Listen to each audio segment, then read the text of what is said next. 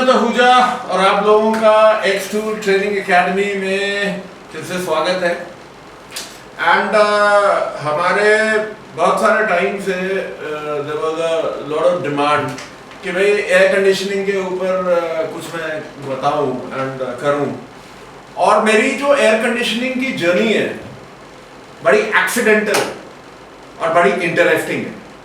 पता नहीं, मेरे को तो लगी इंटरेस्टिंग, पर एक्सीडेंटल है, प्योरली एक्सीडेंटल है। और जो मेरे नुकसान हो सकते थे वो मैं बच गया, और मैं आपको वजह बता रहा हूं कि क्यों बच गया। और मैं इसलिए ये वीडियो शूट कर रहा हूं कि जो लोग, देखो यार, अगर आप कंप्रेसर के साथ आप वो प्रेशर भर रहे हो, वैक्यूमिंग कर रहे हो वो फ्रिज के और एयर कंडीशनिंग के कंप्रेसर से, तो ये वीडियो आपके लिए नहीं। सिंपल, ये वीडियो उन लोगों के लिए है डायरेक्टली जो लोग या तो वो मशीन्स यूज कर रहे हैं जो एसी की आरआर बोलते हैं, रिकवरी एंड रिचार्ज, लेकिन वो अब डिफाइन हो गया, रीडिफाइन हो गया, उसको हम बोलते हैं R and R, recovery, recycle and recharge. Okay, अब ये हुआ यूं कि बहुत सालों से मैं वर्कशॉप चला रहा हूँ एंड वर्कशॉप में जाहिर सी बात है कि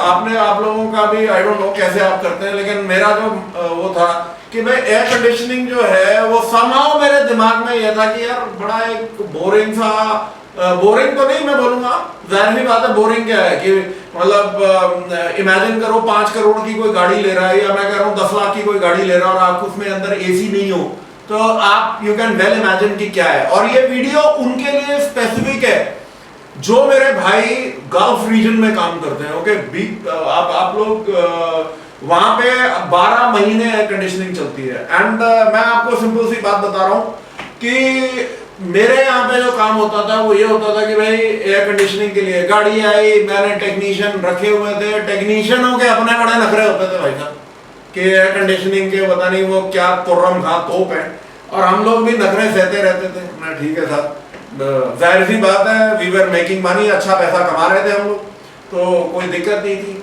अब ये सब कुछ चलता रहा, मशीनों में भी इन्वेस्ट किया मैंने over the period of time, robin air भी ली एंड सब कुछ, और ये महले की मैंने लेटेस्ट ली विदाउट नोइंग।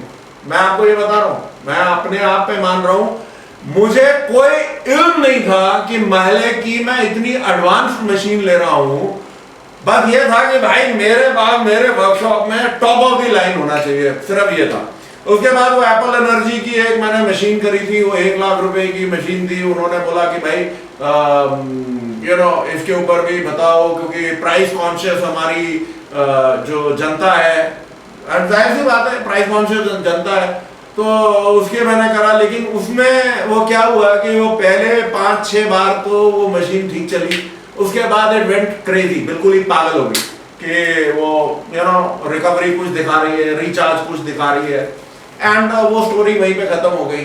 और दूसरी ये बात है कि जो महले की मशीन थी वो मैं आप बता रहा हूँ कि वो कैसे विल डू इट, मैं बोर्ड पे आपको दिखाऊंगा। महले की मशीन जो है वो मेरी किस्मत अच्छी चीज तो बच गई, वरना मैंने अपनी तरफ से कोई कोशिश नहीं की कि मेरी वो 2.25 लाख की मशीन बच जाए। मेरी तरफ से बिल्कुल सत्यानाश हो जाता। बात यह था, जो मेरा टेक्नीशियन था वो हमारा देसी जुगाड़ वाला काम था, उससे वो वो कंप्यूटराइज मशीन चलती नहीं थी, तो उसने कहा कि सर मैं तो अपने पुराने जुगाड़ से काम करूंगा। हमने भी कहा ठीक है भाई। अब ये सारी बातें चली गई, वो मशीन अब आज लिटरली 1.5-2 साल, पौने 2 साल हो गए कि वो बंद पड़ी है। बंद इन द सेंस कि वो पैक होके देहरादून चली गई, देहरादून से वापस आ गई, अब ट्रेनिंग सेंटर में वापस देहरादून चली गई। तो उस बेचारी ने जिंदगी में शायद 20 गाड़ी नहीं करी होंगी, उसमें हमने 10 किलो गैस भरवाई थी एंड 2 किलो उसमें रिजर्व अभी भी पड़ी होगी, जाहिर सी बात है, एंड बाकी वो 8 किलो उसने बेचारी ने जिंदगी भर भरी है। नाउ जो ये सारी चीज मुझे पता लगी, और फिर मैंने कहा आई हैव टू, मेरे को आपके साथ शेयर करना है। जब मैंने ये अपनी ट्रेनिंग चालू करी तो उसमें जो मैक्स बोलते हैं इसे, ठीक है, mobile AC society of America, तो उसमें मैक्स में क्या है कि भाई हमारे जब तक आप एसी के वो टेस्ट वगैरह कुछ करने होते हैं या वो ऑटो इलेक्ट्रिकल का बड़ा पार्ट है आपका एयर कंडीशनिंग, मतलब one of the parts auto electrical में, क्योंकि आपका उसमें स्कैनिंग भी आ गई है, उसमें सारा कुछ आ गया। So will cover it under later stage. But ये है कि आज की डेट में आपकी एक नॉर्मल सिस्टम में जैसे हम गाड़ियों का सिस्टम करते हैं कि आप इंजन कंट्रोल मॉड्यूल को स्कैन करते हैं, वैसे ही आपको एयर कंडीशनिंग HVAC सिस्टम को स्कैन करना पड़ेगा। और वो डेटा अगेन ये चीज ये है कि आपका स्कैनर जो है इट बिकम्स आपका सबसे बड़ा दोस्त बन जाता है, क्योंकि उसी से आप क्योंकि वो जो आपका सेंसर है वो इनपुट दे रहे हैं टू दी ECU। आपने AC का स्विच जब दबाया तो रिक्वेस्ट आपने भेजी कि मुझे AC ऑन चाहिए, और उसके रिस्पॉन्स में वो जो सिग्नल है आपका रिक्वेस्ट का वो किधर किधर गया। It will go to the ECM से BCM में जाएगा, BCM से वो एयर कंडीशनिंग मॉड्यूल पे जाएगा, एयर कंडीशनिंग मॉड्यूल से वो ब्लोअर कंट्रोल मॉड्यूल पे जाएगा। अगर आप एक मॉडर्न कार, और साथ में ये सारा कुछ नेटवर्क पे जाएगा। वो इसलिए जाएगा कि जैसे आपने AC ऑन किया ECM लोड कैलकुलेट कर लेगा, उतनी मुताबिक ये फ्यूल डिलीवरी होंगी। आपके BCM में जाएगा क्योंकि ऑल्टरनेटर का जो है उसमें जाहिर सी बात है ऑल्टरनेटर आउटपुट को इंक्रीज करना है, एंड जो टोटल सप्लाई का है। एयर कंडीशनिंग मॉड्यूल में जाएगा क्योंकि उसने आपके जो कंप्रेसर्स हैं उनको ऑन करना है, एंड फिर साथ में फीडबैक लेते रहना है। ब्लोअर कंट्रोल मॉड्यूल में जाएगा क्योंकि जो आपके फ्लैप मोटर्स हैं वो उन्होंने चलना है। सो वो इमटेरियल की वो हुकअप किस तरीके से है कि वो कैन हाई पे है, कैन लो पे है, लिन बस पे है and everything, but the fact of the matter is वो है। और जब ये मैंने कोर्स में एग्जाम पास करे, कुछों में मैं फेल हुआ हूं, अभी दोबारा मुझे करने पड़ेंगे, तो कुछ चीजें ऐसी निकल के आई कि वो मेरे को आपके साथ शेयर करनी है। और ये उनके लिए बहुत जरूरी है जो हमारी made in India, make in India देसी मशीनें यूज कर रहे हैं, कि आप कितना बड़ा आपके साथ अनचाहे अनजाने में फ्रॉड हो रहा है। दूसरा उन सबके लिए भी है जो मेरी तरह एक प्रोटोकॉल को जो अडियर करती है मशीन, जो प्रोटोकॉल को फॉलो करती है SAE के, सोसाइटी ऑफ ऑटोमोटिव इंजीनियर्स के, उस प्रोटोकॉल को जो फॉलो करती है वो मशीन अगर आपने ली हुई है तो उसमें आपको क्या एहतियात बरतने हैं और किस तरीके से उसको बढ़िया तरीके से काम करना है। आपकी जो 134A है, as you very well know, कि वो खत्म हो गई। अब आपकी जो नई जो रेफ्रिजरेंट है वो 1234YF है, ओके। और दोनों का बिल्कुल अलग है, एक को आप दूसरे के साथ इंटरचेंज नहीं कर सकते। कॉम्प्लिकेटेड सिस्टम्स है, एंड मैं इसमें अभी स्कैनिंग के लिए नहीं है, we are only going to cover जो मशीन से आप क्या क्या कर सकते हैं, क्या क्या करना चाहिए, और कहां आप लोग धोखा खा रहे हैं, या जो लेने की सोच रहे हैं मशीन्स को, वो लोग क्या क्या चीजें अपने जहन में रखें और तभी आप मशीन खरीदें। So let me take you to the board. तो फ्रेंड्स, बात ये है कि वे बैक, पता नहीं आप लोग जो जवान छोकरे हैं तो पैदा भी नहीं होंगे, ऐसी बात है, तब मैं भी जवान था। तो ये लोग R12 रेफ्रिजरेंट था, इसको बैन हो गया, उसकी जगह R134A आ गया। जर्नी हमारी यहाँ से शुरू होती है। ये सारे सोसाइटी ऑफ ऑटोमोटिव इंजीनियर्स के प्रोटोकॉल्स हैं अमेरिका में, और ये खासकर उन लोगों के लिए, मेरे भाइयों के लिए हैं जो गल्फ वगैरह में काम करते हैं, जो US में काम करना चाहते हैं। उनके लिए बहुत जरूरी है कि आप L609 का टेस्ट पास करें, वरना आपको लाइसेंस नहीं मिलेगा, आप गाड़ी का एयर कंडीशनिंग का वहां पे काम नहीं कर सकते। आई डोंट नो गल्फ में आप लोगों का क्या प्रोटोकॉल है, लेकिन ये है कि ये आपको पास करना है। और अगर जो भी है, अगर और इसमें वहां पे तो ये है कि आपको ये जो रेफ्रिजरेंट है ये कैन में ही मिलते हैं।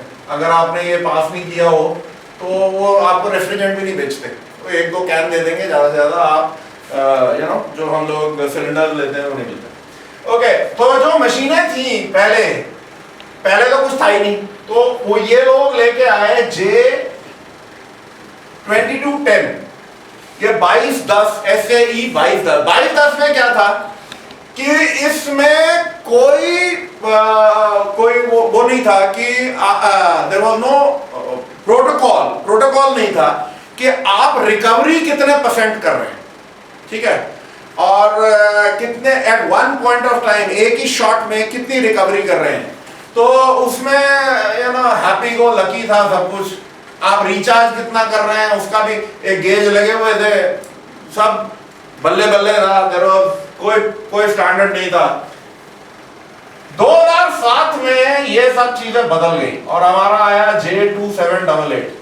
2788 में ये था R134 के लिए। J2843 जो है आपका 1234 YFF, जो अब आपके जो लॉ है दोनों के लिए सेम है। तो आपकी अब जो ये मशीनें बनी उसमें ये बोला गया था कि एक ही शॉट में 95% मिनिमम रिकवरी हो जानी चाहिए गैस की, ओके, और रिकवरी मिनिमम 30 से 45 मिनट लगेंगे। वैक्यूमिंग कम से कम 30 से 45 मिनट की होगी, यह आपका प्रोटोकॉल है। J2210 में जो मशीनें बनी उसमें पता यह लगा कि मल्टीपल टाइम्स, एक बार नहीं 5, 6, 7 बार भी अगर आपने वो रिकवरी करी, मैक्सिमम अच्छी से अच्छी मशीन सिर्फ 70% रिकवरी करती थी। और उसके जो स्केल होते थे उसमें जो मार्जिन ऑफ एरर इतना ज्यादा होता था कि आप सोच नहीं सकते। अब इसमें जो मार्जिन ऑफ एरर है 0.15 आउंसेस इन अ ईयर, एक साल में, इन अ ईयर इतना ही अलाउड है। और अगर आपने रिकवरी करी और उसको आपके बाद दिखा कि आपके जो गेज है वो वैक्यूम पे आ जाने चाहिए, अगर आपके गेज में हल्का सा भी प्रेशर आया तो लॉ आपको यह बोलता है कि आपने दोबारा से रिकवरी करनी है, ओके। सो अब यह है कि अब आप समझ लें कि अगर आपने जो देसी मशीन ली है उस देसी मशीन में, और मैं भी उसका उतना ही बड़ा गुनहगार हूं, जो मुझे पता लगा है कि जो देसी मशीन है वो किसी प्रोटोकॉल को फॉलो नहीं करती, ना वो इसको करती है ना इसको करती है। और अगर ये फॉलो करती होती तो आपके पीछे इसमें ये लिखा होता SAE 2788। आप कोई भी मशीन देख लीजिएगा, टेक्सा की देख लीजिए, मैले की देख लीजिए, बॉश की देख लीजिए, स्नैप ऑन की देख लीजिए, रॉबिन एयर की देख लीजिए, जो ब्रांडेड प्रोडक्ट हैं 134A में वो SAE 2788 को कंफर्म करेगी और 1234 YF में वो इसको कंफर्म करेगी 2843 को। एक और चेंज आया, जो सबसे बड़ा चेंज था, आपके जो लीक डिटेक्टर हैं, लीक डिटेक्शन वो इलेक्ट्रॉनिक हो गई, ओके। इलेक्ट्रॉनिक जो लीक डिटेक्टर है फ्रेंड्स, आप चाहे रॉबिन एयर के देख लो, चाहे मैटको टूल्स के देख लो, चाहे किसी के देख लो, वो इस प्रोटोकॉल को कंफर्म करते हैं और ये दोनों के लिए काम करते हैं, ओके। R134 के लिए भी, 1234 YF के लिए भी। और ये इतने सेंसिटिव हैं कि अगर आप इसके टिप के ऊपर गुब्बारा भी बांध दोगे तो भी वो अगर रेफ्रिजरेंट लीकेज है तो वो पकड़ लेगा। उसमें और भी बहुत कुछ है कि भाई इसकी कितनी डिस्टेंस होना चाहिए सेंसिंग का and everything, but extremely accurate है। जो लोग यूवी डाई टेस्ट करते हैं, आपको मैं ये बता दूं, यूवी डाई जो है आपके मैन्युफैक्चरर्स टोटली मना करते हैं। बहुत सारे यूवी डाई जो हैं वो मना होती हैं।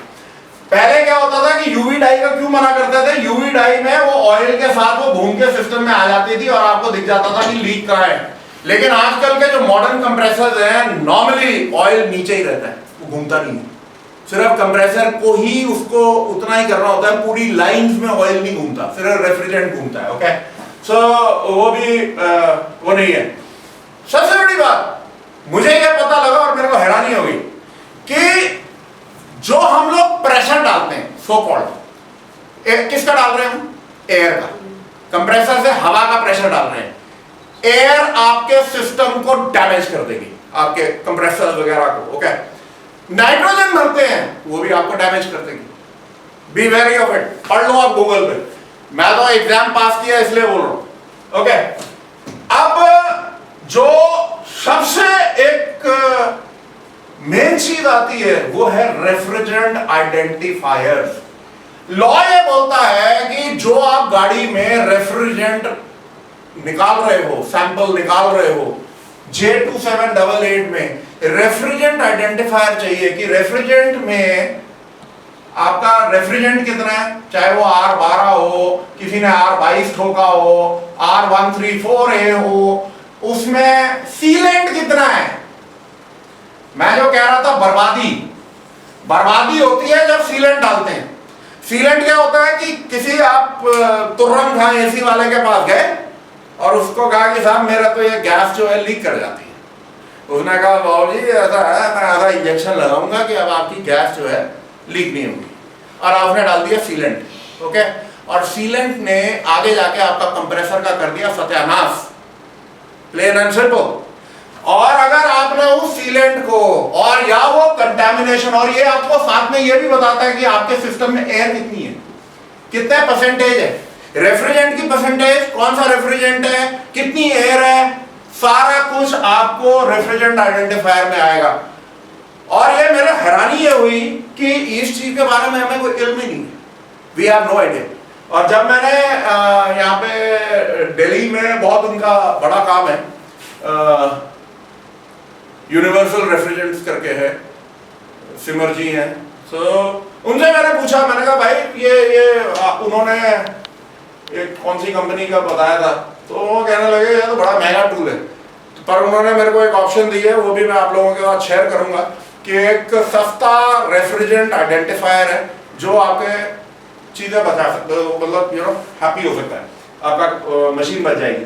नाउ द थिंग इज, अगर ये सारी चीजें आपकी कंटेमिनेटेड ऑयल, सीलेंट और हवा आपने जनाब रिकवर कर ली, रिकवर करने के बाद आपने उसको अपनी सो कॉल्ड मशीन ने रिसाइकिल कर दी, रिसाइकिल करने के बाद वो आपने रिचार्ज कर दी, रिचार्ज ही नहीं करी आपने, बहुत सारी गाड़ियों में वही जो रेफ्रिजरेंट है उसी को लेके ठोकते रहे। आप ये समझिए आपने हर एक को एक तरीके से वो वायरस दे दिया। अच्छे वाला जो कस्टमर, जो सिस्टम अच्छा वाला चल रहा था, वो जिसका एसी अच्छा वाला चल रहा था, वो भी अब परेशान होने वाला है। तो there are so many things, और ये बिकॉज वीडियो और बहुत ज्यादा लंबी हो जाएगी, सो आपके वेरिएबल डिस्प्लेसमेंट कंप्रेसर्स आ गए हैं, उनका चेक करना, उनको ऑन करना, we'll cover it in next video. Temperature gauges के साथ जो रियल एक्यूरेट आपका सिस्टम है लीकेज चेक करने का, माय फ्रेंड्स भूल जाओ अब वैक्यूम गेजेस को, अब माइक्रोन गेजेस आ गए हैं। वो सिंपल फंडा है, अगर एक सिस्टम अपना वैक्यूम होल्ड नहीं कर सकता, गॉन, वो सिस्टम गया। सो टेम्परेचर गेजेस से आपने कैसे टोटल एक्यूरेट डायग्नोसिस करना है, स्कैन टूल से कैसे डायग्नोसिस करना है। सो बेसिकली टेम्परेचर गेजेस से आपने कैसे अच्छी तरह एक्यूरेट डायग्नोसिस करना है, because that is the way. आपका जो और बहुत सारे फैक्टर्स हैं यार जो आपके एयर कंडीशनिंग को इफेक्ट करेंगे, कौन से सेंसर्स इन्वॉल्व हैं, सब कुछ हम कवर करेंगे इन अ लेटर वीडियो। बट आप ये मान के चल लो कि अगर आपका ambient air temperature, let us से आपका एम्बिएंट एयर टेम्परेचर स्कैनर में वो दिखा रहा है, अगर स्कैनर नहीं है भाई साहब बहुत मुश्किल में आने वाले हो, क्योंकि एम्बिएंट एयर टेम्परेचर अगर आपका लेट अस से 62 डिग्री सेल्सियस दिखा रहा है, गलत है, और आपका इनटेक एयर टेम्परेचर दिखा रहा है 18 डिग्री, आपका कंप्यूटर जो आपका ECU है कंफ्यूज हो जाएगा, आपका एसी नहीं चलेगा। ओके, आपका लेट अस से कूलेंट टेम्परेचर सेंसर ज्यादा दिखा रहा है, ओवररेटेड है, मास एयर फ्लो, व्हाटएवर, बहुत सारे सेंसर हैं। एंड वेरिएबल डिस्प्लेसमेंट सेंसर का हम लोग कैसे उसको चेक करना है, we will do it in another video. ये सारी चीजें जो है मैं आपको सिर्फ इतना बता रहा हूं बिफोर आई साइन ऑफ, देसी मशीन अगर आपने खरीदनी है, उनसे मैन्युफैक्चरर से ये पूछ लो कि ये प्रोटोकॉल्स को कंफर्म करती है कि नहीं, और अगर करती है तो उस पर स्टिकर लगा होना चाहिए। ओके, पूरे स्पेसिफिकेशन होने चाहिए। जो ब्रांडेड मशीन है, ब्रांडेड कंपनीज है, वो डेफिनेटली कंफर्म करेंगी, एंड मैं उसमें कोई डाउट नहीं है। मेरी जो 2.25 लाख की मशीन है, 2.5 लाख की, थैंक गॉड मैंने अपनी बेअक्ली में उसको ज्यादा इस्तेमाल नहीं किया। ज्यादा मैंने अकलमंदी इस्तेमाल करी होती तो मेरा भी 2.5 लाख का नुकसान हो चुका होता। आप अपने नुकसान से अब बचो। बहुत सारी ऐसी चीजें हैं जो, जैसे फ्लश है, फ्लश लोग कर रहे हैं। एक मैं इवेपोरेटर कंडेंसर का कटआउट आपको दिखाऊंगा, पीस पुराने कंडेंसर का और नए कंडेंसर का। आप खुद देख लेना क्या वो जो नए कंडेंसर हैं वो फ्लश करने लायक भी हैं।